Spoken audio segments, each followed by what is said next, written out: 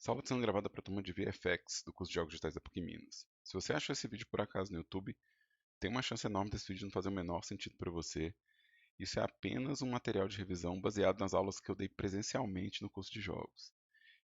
Como é o primeiro vídeo dessa playlist de VFX, vai faltar muito contexto sobre o que é disciplina, ou quais são os conteúdos teóricos que foram passados, né? Então, é muito provável que se você achou esse vídeo por acidente, ele não faça sentido. Para os alunos que estão matriculados, isso é uma revisão de parte do conteúdo que eu disse, é a revisão do conteúdo mais prático. Então, a parte teórica eu não vou entrar nela nesses vídeos, é só para vocês relembrarem alguns procedimentos, tá?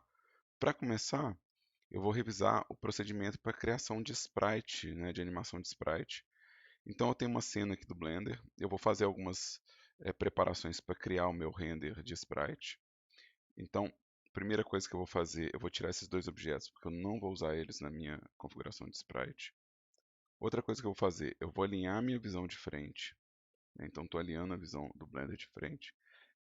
Eu vou ligar aqui o meu Screen Keys para mostrar os atalhos que eu estou usando, né? Para que vocês possam ver quais atalhos eu estou usando.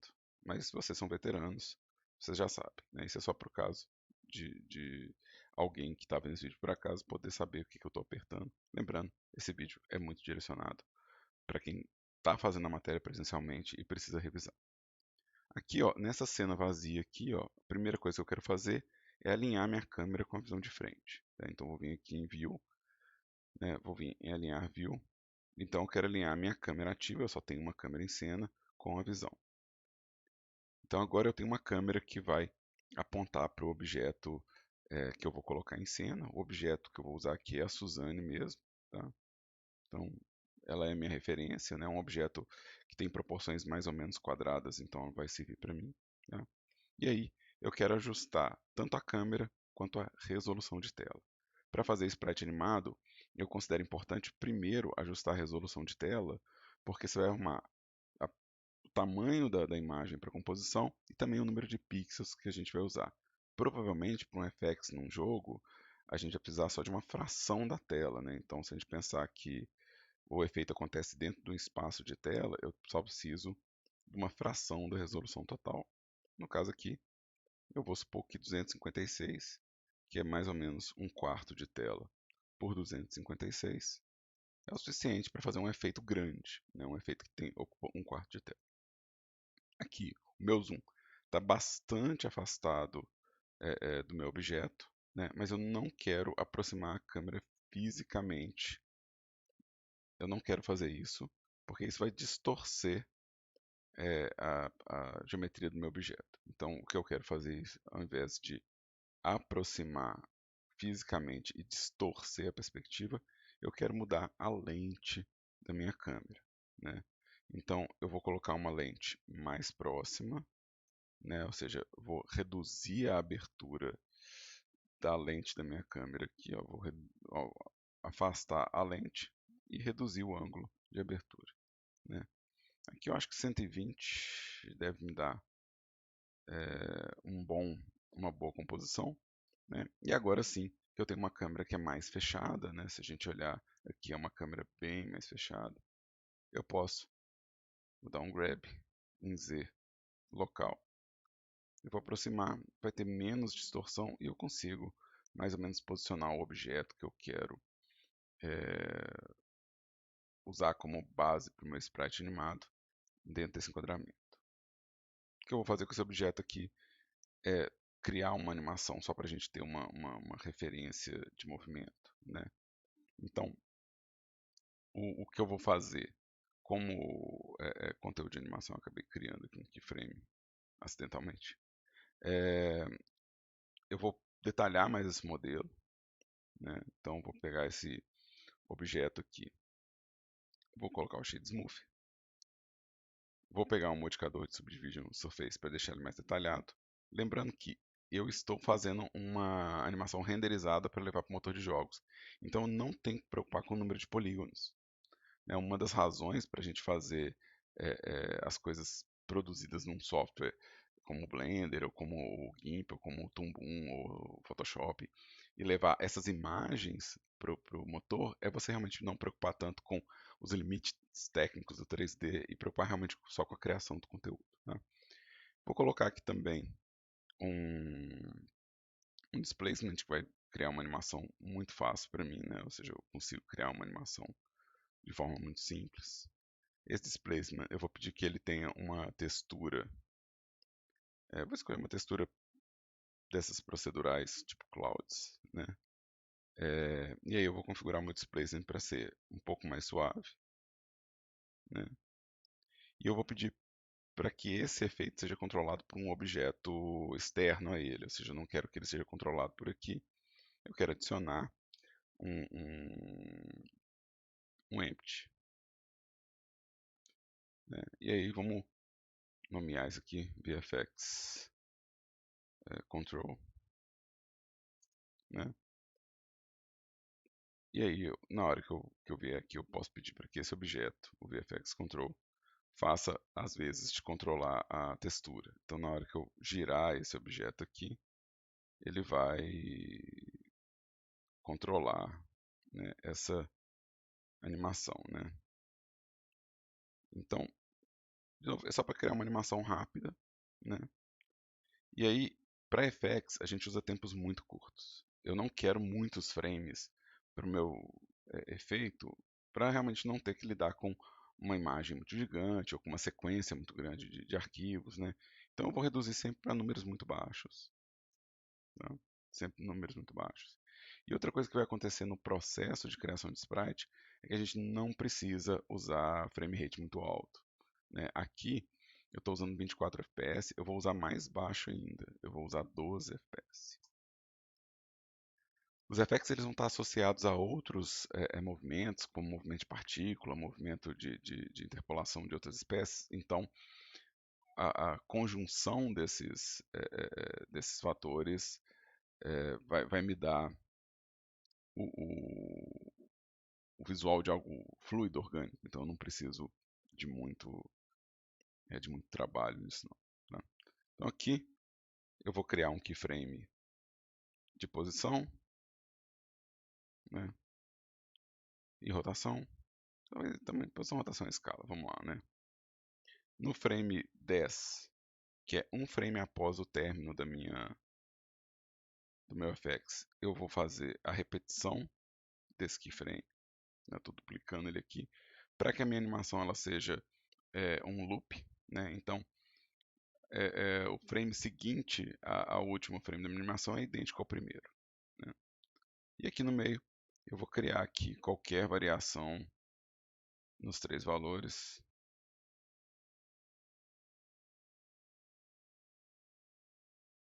E eu vou criar uma vibração aqui. De novo, não é tanto sobre a animação disso, é mais sobre o processo. Qualquer conteúdo que vocês animarem aqui, né, pode ser renderizado como sprite para Unity. Então, aqui é só mostrando que, uma vez que você configurou a base da sua cena, você é livre para fazer qualquer uso de qualquer recurso que o Blender traga. Né?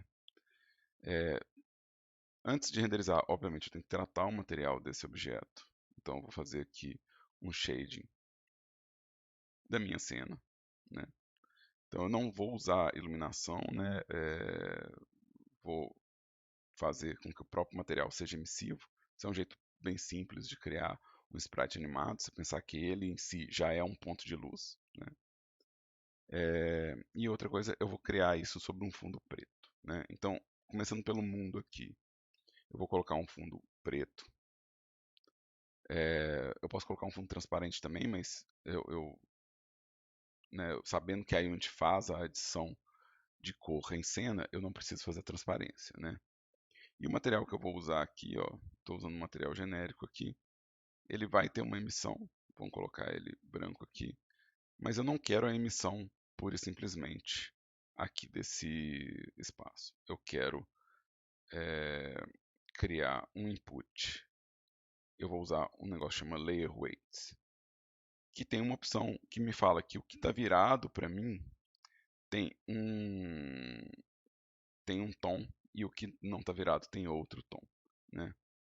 Então tudo que estiver virado para mim aqui está preto e tudo que está virado 90 graus para mim está branco.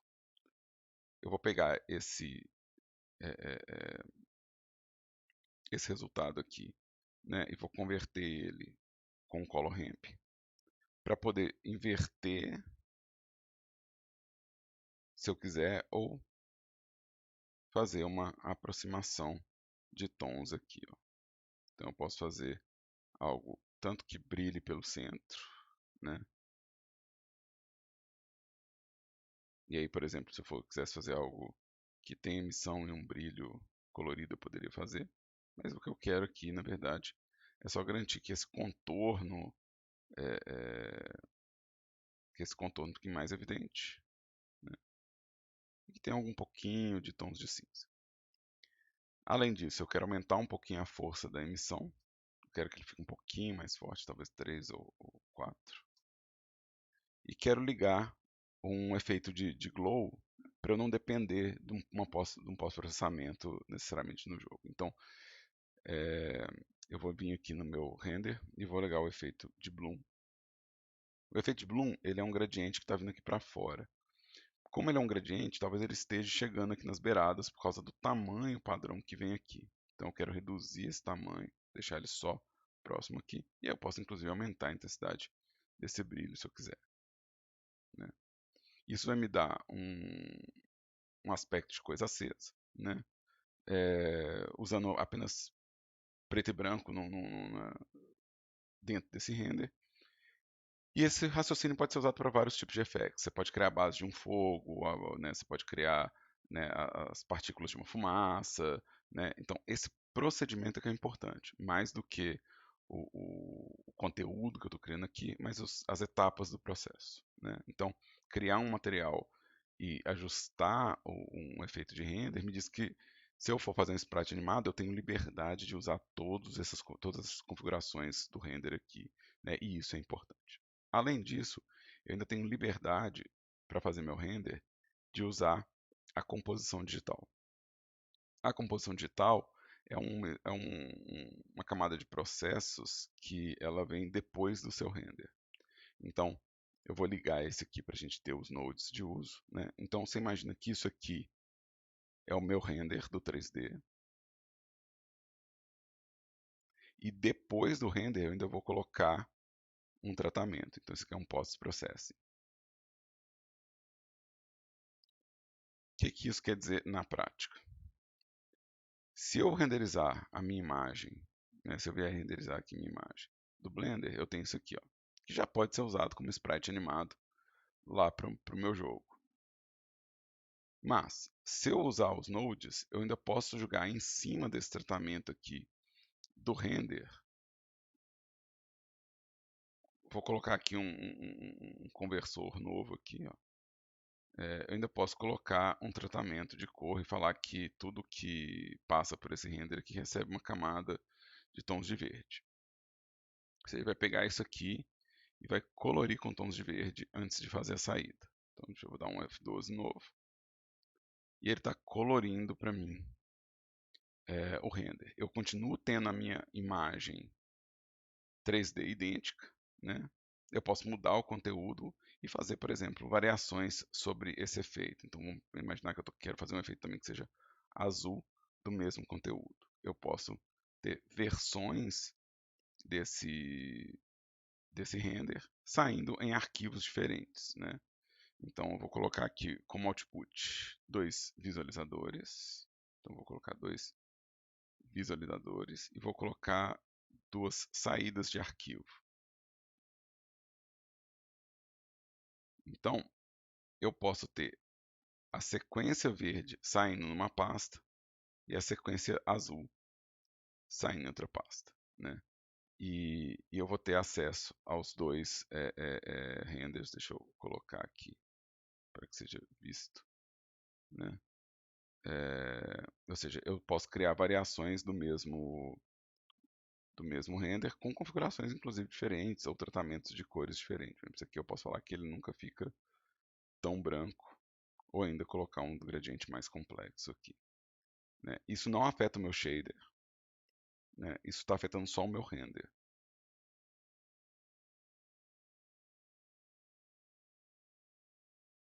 Então eu posso ter múltiplas saídas e eu também posso ter múltiplas camadas, né? O Blender ele vai ter na composição digital a possibilidade de criar múltiplas camadas, cada camada com um conjunto de coleções diferentes ativas, né? Isso foi dito na aula teórica presencial, né? É, e eu lembro que eu mostrei como exemplo um arquivo de produção, né? Deixa eu abrir um novo Blender aqui só para demonstrar mais uma vez, né? Então vou abrir aqui na minha pasta de VFX, documentos.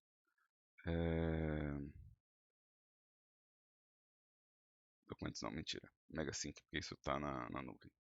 Megasync, Godot Games, Takara Cards, Godot Project. Eu tenho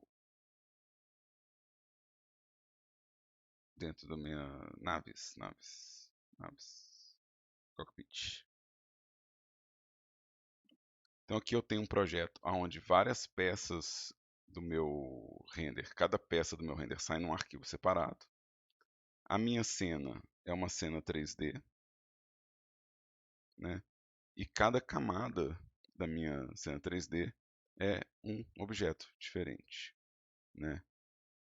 Então eu tenho a minha cena completa, né? Tipo o cockpit inteiro da nave, né? Mas para mandar os sprites pro jogo, né? Eu estou fazendo a separação de cada equipamento em uma camada. E lá na minha composição digital, eu estou pegando cada camada, fazendo crop, o ajuste de redimensionamento, né?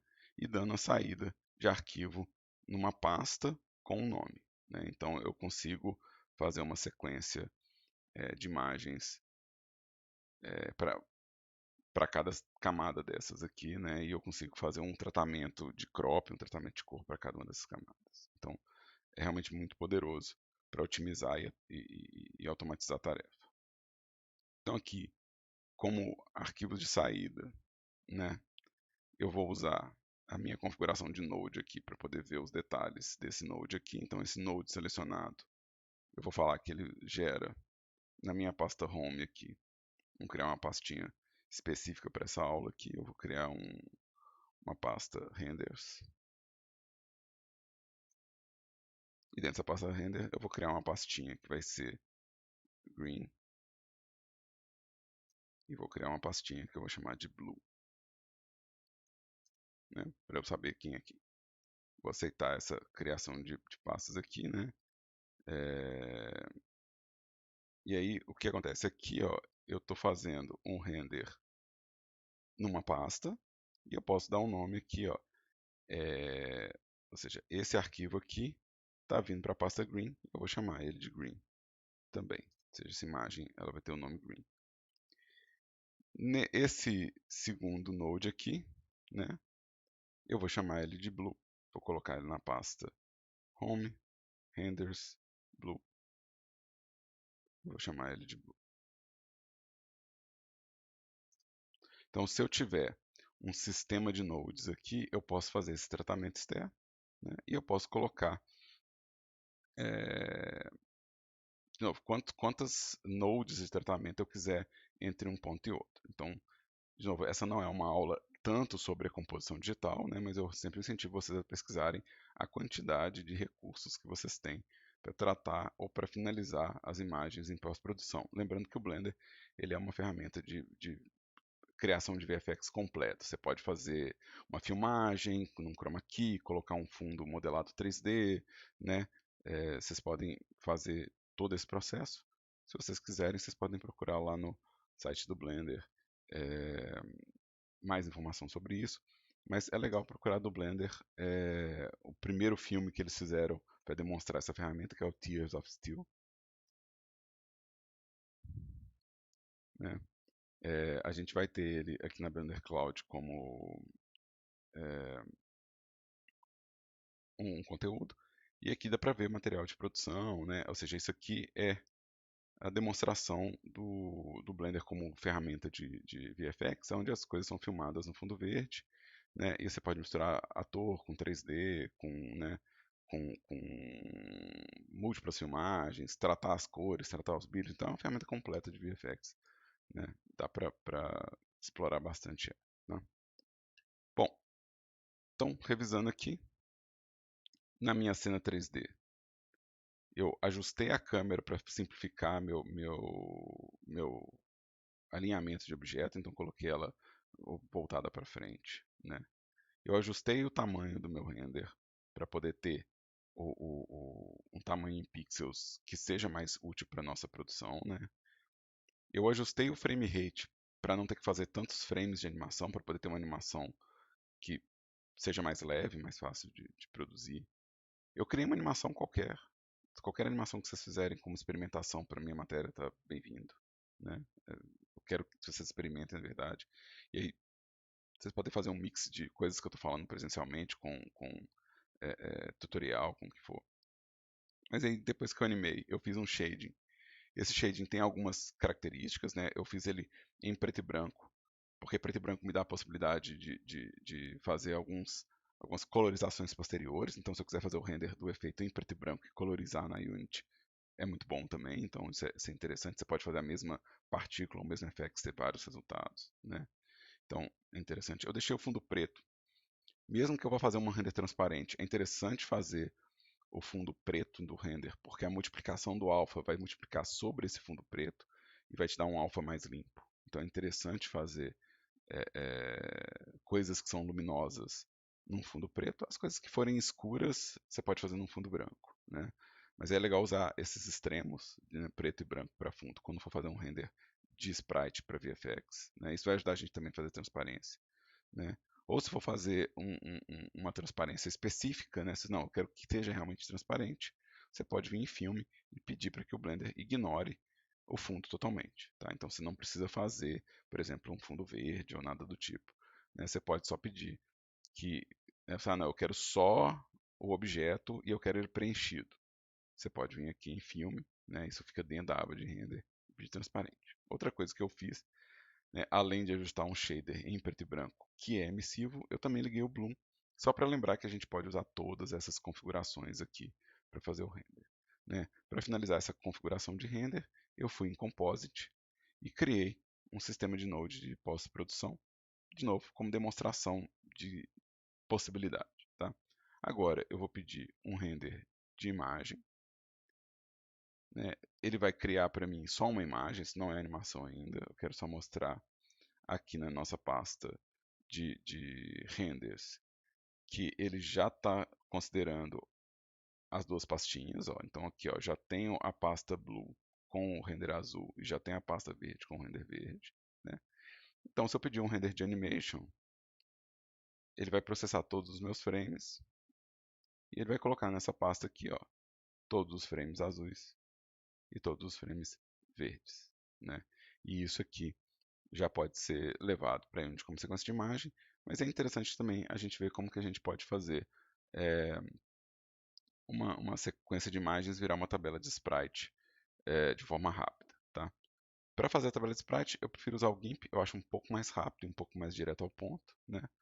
E para o GIMP, para poder fazer a tabela de sprite, eu estou usando um plugin que eu estou deixando disponível aqui na pasta do curso, né, de material didático de curso, que é o Sprite Tape.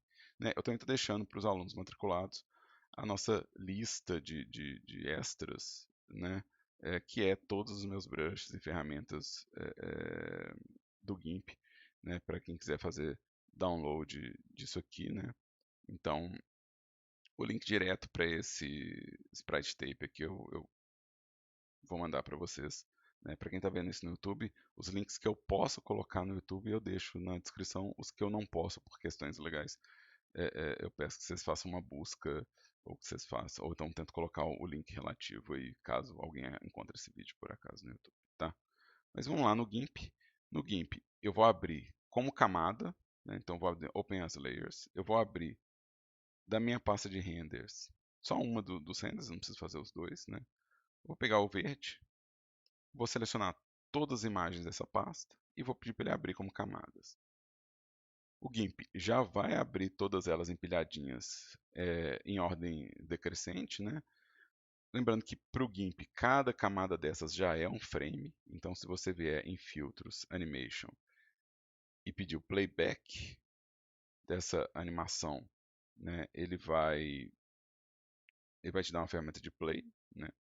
Então ele já entende cada frame, né, cada layer no GIMP é um frame. Então se você quiser, por exemplo, desenhar uma animação no GIMP, é só desenhar um frame em cada camada que ele faz a animação, né? E se você quiser, por exemplo, exportar um GIF animado, você pode só exportar. Eu vou colocar aqui na pasta o exemplo.gif, né? Ele te dá a possibilidade de exportar o GIF animado.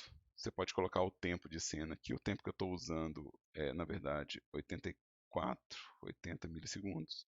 Né? E eu vou pedir para ele fazer um frame por camada. E vou pedir para ele usar essas configurações de velocidade e de empilhamento em todos os frames. Né? Se eu exportar isso aqui, ó, de novo, isso é só interessante para você poder comunicar às vezes com uma equipe. Eu faço isso diariamente, eu faço o FX e mando para minha equipe eles verem. Eu mando como GIF no bate-papo do Telegram, né? É como a gente trabalha como equipe. Então eu faço isso diariamente, né? Para poder mostrar para a equipe, eu fiz um efeito. Mas para criar o sprite sheet ou texture sheet, o que eu vou fazer é, eu vou pedir para ele inverter a ordem das camadas. Então eu vou em Layer e eu vou pedir para ele inverter a ordem.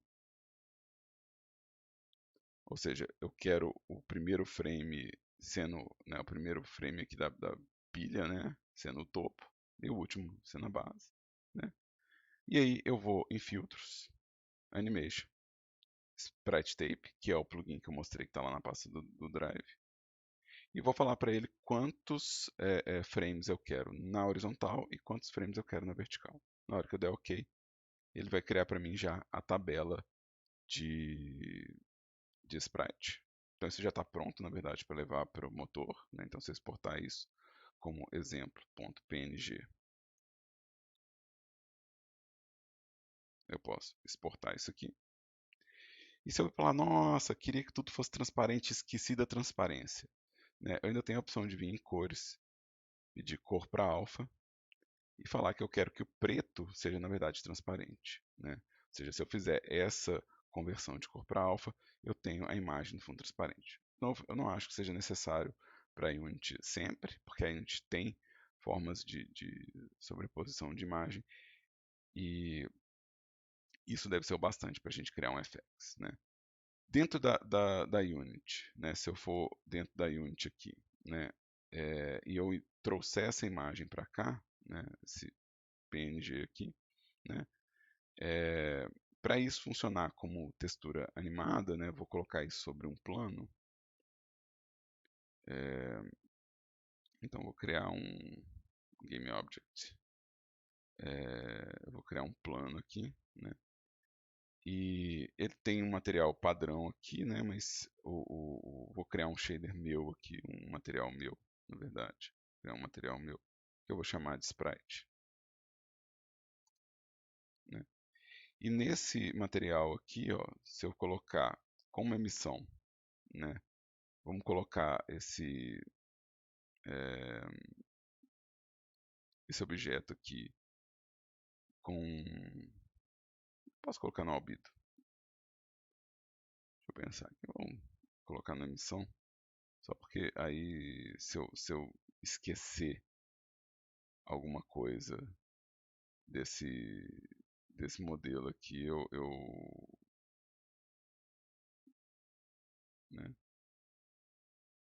Então, isso aqui está com emissivo, né? Só para a gente mostrar que tem o conteúdo aqui, né? Então, o que acontece? Para poder fazer isso funcionar como sprite, né, eu teria que informar aqui no tiling qual que é a escala dessa textura, né, e qual que é a animação de offset para poder animar nesse plano, né. É, se eu não me engano, a gente tem uns materiais melhores aqui, deixa eu ver. Vertical Texture, deixa eu escolher aqui uma Lit Color. Acho que vou deixar o standard por enquanto. Transparente. Fade. Cutout. Vou deixar opaco. Né? Depois eu penso na qualidade desse material. Vamos concentrar no. Eu quero tirar essa luz aqui, ó. Porque eu fiz o material ser emissivo, né? Então não tem que preocupar tanto com isso aqui. E aí, qual que é a lógica desse procedimento aqui, né? Meu objeto, ele tem. Deixa eu pegar um pincel aqui, paintbrush. Meu objeto, ele tem uma medida aqui. Então, cada sprite é, na verdade, uma fração dessa medida, né? Então, se eu falar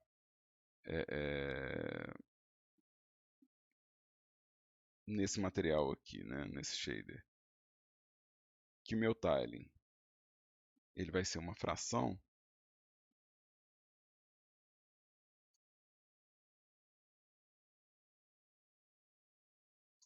eu vou ter o quê? Eu vou ter cada frame aqui, ó, ele vai encaixar certinho aqui. E se eu falar que o offset dessa ponta aqui, né, vamos colocar 0,33 aqui, ó, eu desloquei para o próximo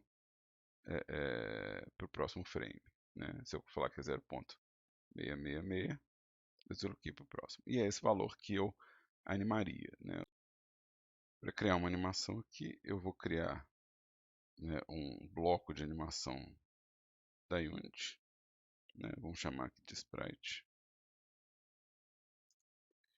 E eu vou despejar esse bloco de animação aqui no meu sprite, né? Na hora que eu selecionar meu plano, eu vou conseguir criar um conteúdo de animação, porque ele vai ter um controlador de animação. Vamos chamar a janela de animação, né? Então, animation, animation, né? E aqui, ó, eu vou adicionar a propriedade de animação. Deixa eu reduzir um pouco essa janela. Eu vou adicionar a propriedade do Mesh Render, que é relacionada à textura, né? Então aqui, main texture ST. Dentro dessa propriedade aqui, eu vou ter aqui, ó, os controles de offset, né, e os controles de tamanho, né? Então, se eu entrar aqui com 0, né? Então, 0 é um keyframe. Vou ligar aqui o meu gravador, né, para a gente poder mudar aqui. Vamos colocar aqui em 5, 10. Vamos colocar aqui em 10.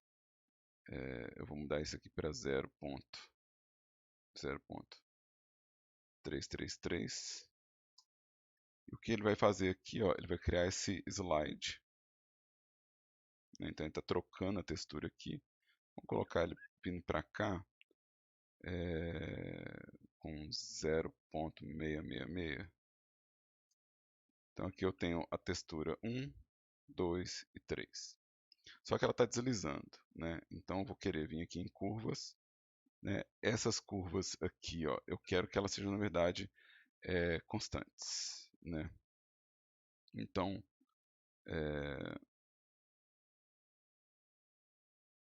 deixa eu selecionar aqui, ó, os pontos, né? Então, vamos selecionar todos os pontos aqui, clicar com o botão direito, né? Posso clicar com o botão direito em qualquer um desses lugares, né? E aí as tangentes, né? As duas tangentes, eu quero que elas sejam constantes. Dessa forma, ele vai trocar a imagem sem fazer o deslizamento, né? Então, com esse procedimento eu consigo fazer uma animação de sprite em qualquer material, qualquer objeto dentro da Unity, né? E eu posso usar isso tanto para sobreposição de efeito numa superfície, quanto para fazer um efeito propriamente dito, né? Vamos salvar esse cara por enquanto. Deixa eu colocar esse prefab aqui, só para eu ter o prefab já configurado. E deixa eu colocar um, um novo, é, um novo objeto aqui, ó, que vai ser um sistema de partícula. Só vou mostrar aqui. No sistema de partícula, eu já tenho na lista de sistema de partícula uma opção de Texture Sheet Animation, né, que já vai me dar a configuração de grid. Né? Então, se eu colocar como material, meu material de sprite aqui, né,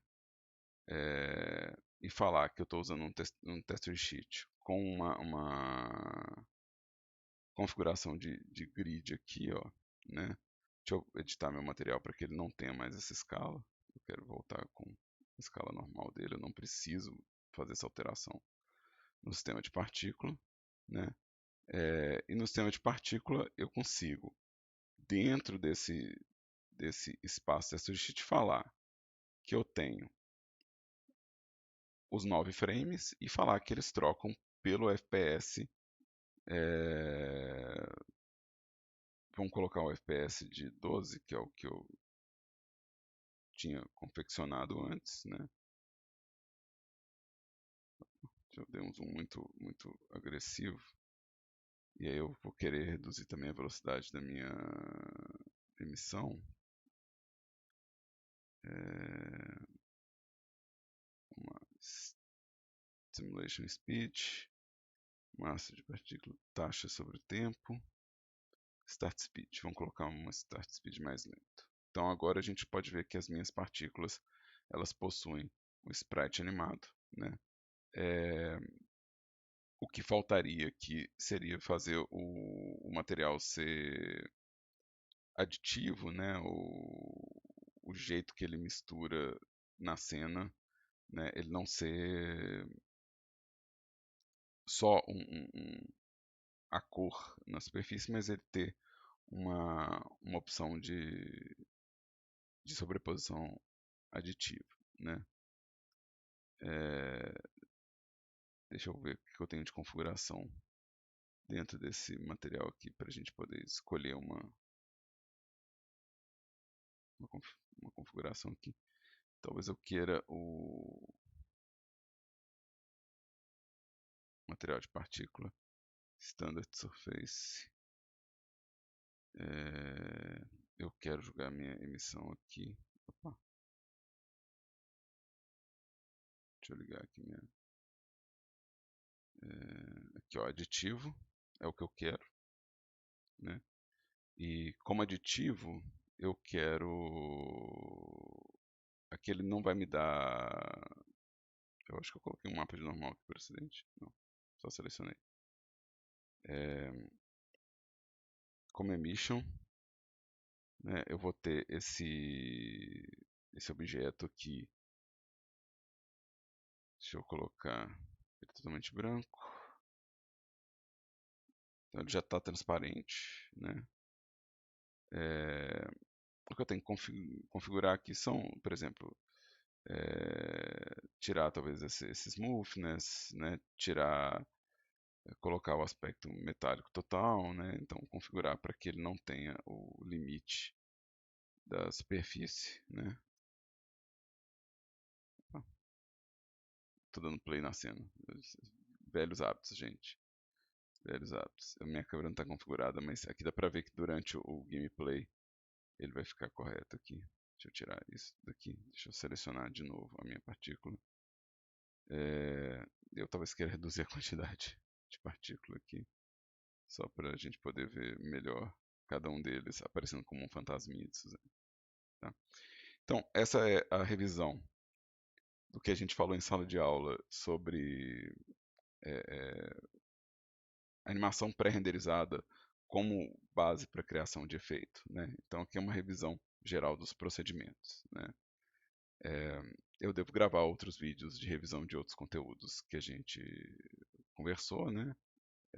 Para que vocês possam acessar, mas eu peço que vocês continuem frequentando a aula presencial e que vocês lembrem que boa parte do conteúdo teórico ainda vai ser passado ao vivo ali.